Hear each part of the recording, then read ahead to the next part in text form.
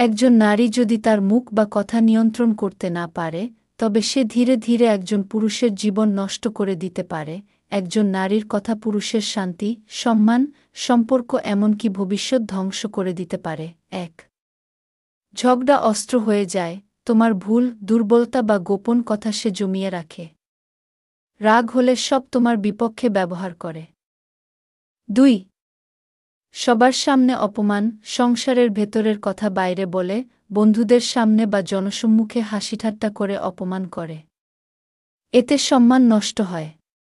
৩. Gossip বা কানাকানি, প্রমাণ ছাড়াই অন্যদের কাছে তোমার নামে বদনাম ছড়ায়।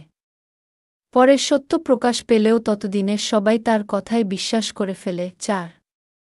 সন্তানদের মন বিষিয়ে দেয়া, শুধু তোমার সাথে নয়, অন্যদের কাছেও, এমনকি সন্তানদের কাছেও তোমার সম্পর্কে খারাপ কথা বলে। এতে সন্তানরাও তোমাকে ভুলভাবে দেখতে শুরু করে। ৫. বড় ক্ষতি ডেকে আনে। অনেক সময় পুরুষ নিজের কাজের জন্য নয়, বরং স্ত্রীর অভিযোগের কারণে বাড়ি, সম্মান, সম্পর্ক সব হারায়। একটি বাড়িয়ে বলা বা ভুল অভিযোগই তাকে আদালতে টেনে নিতে পারে।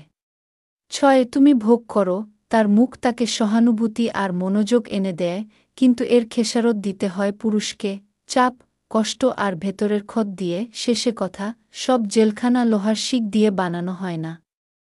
কিছু জেলখানা তৈরি হয় অপবাদ, গুজব আর এমন কথায়, যেগুলো থেকে পালানো যায় না। তাই জীবনসঙ্গী বেছে নেওয়ার সময় সাবধানে সিদ্ধান্ত নেওয়া উচিত।